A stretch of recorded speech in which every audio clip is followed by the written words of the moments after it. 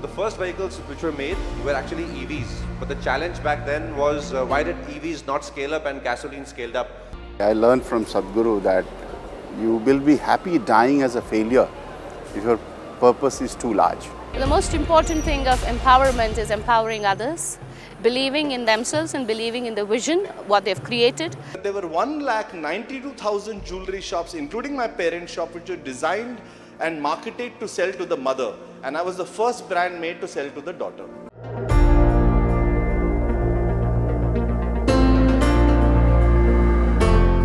The challenges of going into EV manufacturing, the challenges that are there in the infrastructure aspects of thing, and also raw material procurement, because Bhavish has also gone into battery manufacturing. So the first vehicles which were made were actually EVs, but the challenge back then was why did EVs not scale up and gasoline scaled up? Because the battery technology was not mature back then.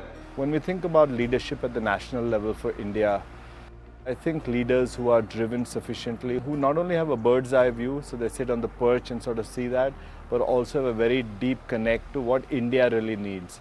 I think this combination is very important. I learned from Sadhguru that you will be happy dying as a failure if your purpose is too large. And that is very synergetic to what we do at Insight. The most important thing of empowerment is empowering others, believing in themselves and believing in the vision, what they've created, educating people about their vision.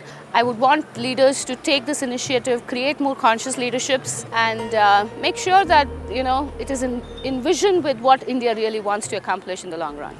This Carrot Lane journey is a story of 75 lakh that became a $2 billion company, is that? Yeah. So I said, I will build a catalog, I will publicize it on the internet. Everybody who places an order, I'll manufacture and give it to them in 3 days. There were 1,92,000 jewelry shops, including my parents' shop, which were designed and marketed to sell to the mother.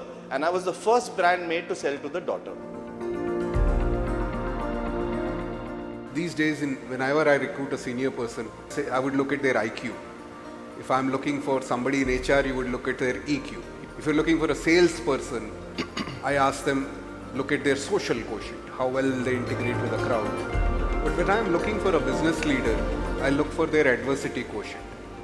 In an average company, you're using the employee's hands. In a good company, you're using the employee's brain. But in a great company, you're appealing to their heart. The youth generation now is living in the best time possible. India is growing, economy is growing, technologies are advancing, opportunities galore. But along with this, there is a cultural renaissance in India. Indians want to connect their future to their roots. And our foundation is all about seeking. And nowhere is this possible than here in India, in this environment of the country really growing to its leadership position in the world. I'm sure the Sadhguru Academy will truly bring out the kind of leaders that the nation needs for the next few decades.